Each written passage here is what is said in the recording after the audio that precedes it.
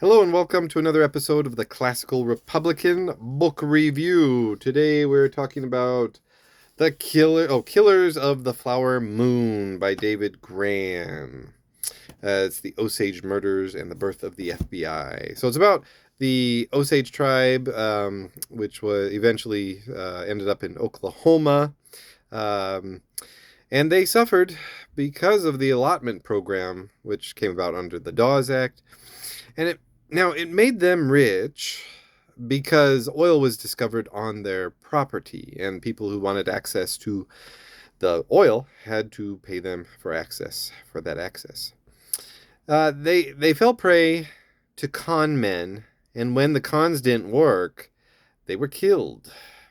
And most of the book discusses one mastermind, but the last quarter of the book goes on to say that the killings were much more widespread than previously documented.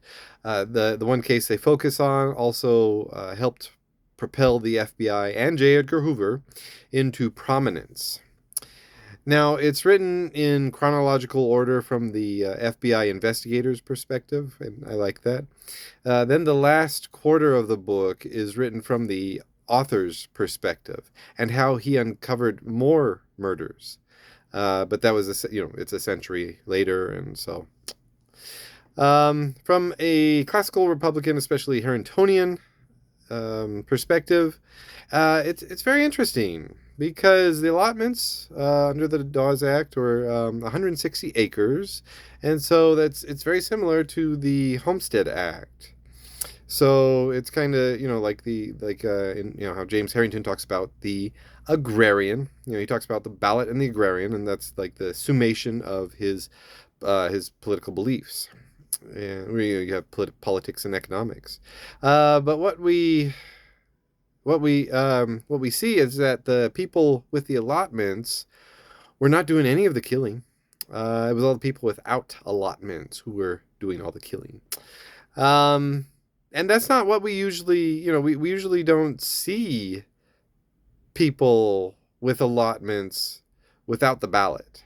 Okay. So there was like a waiting period of 25 years. They got an allotment. The Osage tribal members got an allotment, but then they had to wait 25 years to become U.S. citizens.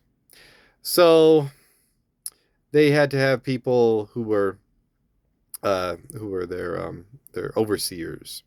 Um, yeah, so you don't see that a lot. Usually in and even today we have the ballot, but not the agrarian. And so, yeah, it's really interesting to see that there was actually a time when people had the agrarian, but not the ballot.